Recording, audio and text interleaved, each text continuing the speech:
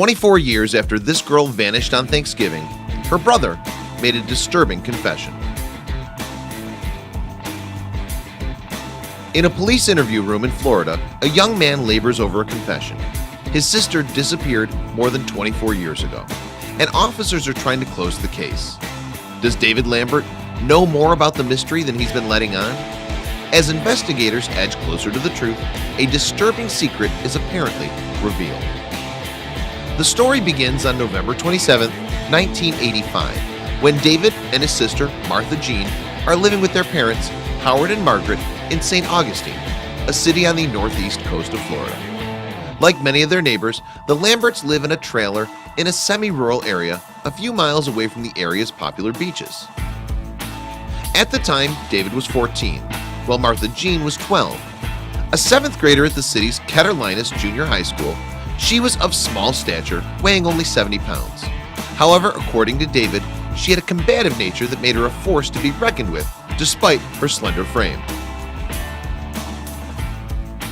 That day, the Lamberts were getting ready to celebrate Thanksgiving. Unfortunately, they burned the turkey, and Howard reacted with anger. Eager to escape their father's shouting, David and Martha Jean left the trailer, and as they wandered around the neighborhood, David gave his sister some money to spend in a local store. Eventually, David and Martha Jean arrived at the defunct Florida Memorial College. By then, the building had already been abandoned for several years, and even though it was scattered with rubble and shards of glass, it was a popular place for the local youngsters to play. In fact, in a 2010 interview with the St. Augustine Record, one detective described it as like a poor kid's Disney World. Sadly, David and Martha Jean's adventure was about to take a tragic turn.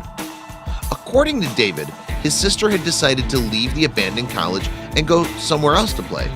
After that, she simply vanished. And even though police launched an investigation, no trace of the girl could be found. Over the years, several attempts were made to get to the bottom of Martha Jean's disappearance. And right from the start, detectives had suspected that David may have known more than he was letting on.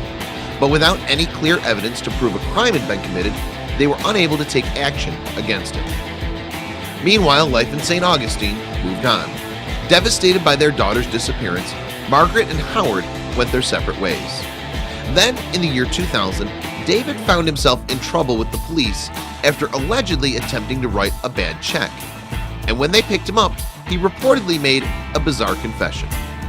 In a 2010 interview with news website Jacksonville.com, St. Johns County Detective Sean Tice revealed that David had claimed to know what had happened to Martha Jean. "I need to get this off my chest," Lambert is reported to have said. "I'm responsible for my sister's death." Apparently, he went on to confess that he had buried Martha Jean in a local coquina mine. But when police arrived at the mine to investigate, they could find no trace of Martha Jean's corpse. And in the absence of this vital evidence, no charges were brought against David. Then in June 2010, Tice and another detective, Howard Cole III, made a final attempt to solve the most lengthy missing persons case that the county had ever known. Initially, Tice and Cole began their investigation by interviewing friends, family members, and neighbors who had lived near the Lamberts at the time of Martha Jean's disappearance. Interestingly, a number of them suggested that the officers should take a closer look at David's story. Finally, in August 2010, Tice and Cole brought David into the interview room, and over the course of 3 sessions, he gradually confessed to his role in his sister's disappearance. Apparently, on that fateful day in 1985, Martha Jean had asked him for more money when they arrived at Florida Memorial College, but David had refused. According to David, the belligerent Martha had lashed out and hit her brother. Retaliating, David pushed her away, but the slight girl fell over backwards, hitting her head on a piece of metal jutting out from the ground. Apparently, it pierced her skull, causing a fatal injury. However, indirectly, David believed that he had been the cause of his sister's death. According to Tice's report, David said that he had tried to help the girl at first. D. Lambert stated that when he lifted Martha up, there was a large hole in the back of her head and blood was pouring out, he wrote.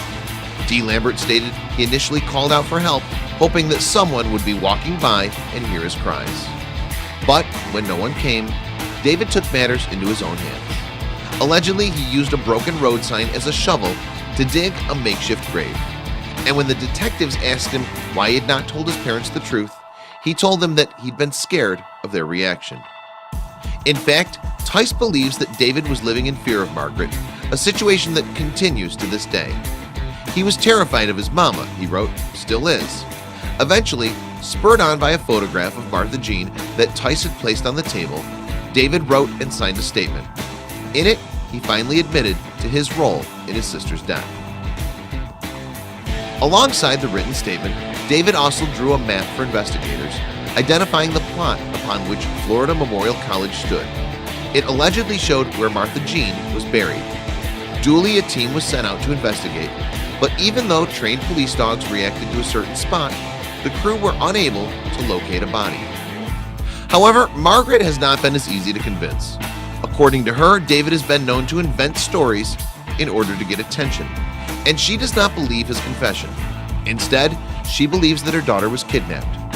Adding to the confusion, David himself later withdrew his statement, claiming that he had only told the officers what he believed they wanted to hear. Despite Margaret's protests, the investigation into Martha Jean's disappearance has been closed. Even though police believe him to be guilty, David will not be facing any charges. A 2010 press release from the St. Johns County Sheriff's Office states, "Changes in the law since 1985, statute of limitations, the suspect's age at the time and other mitigating circumstances would preclude charges from being filed."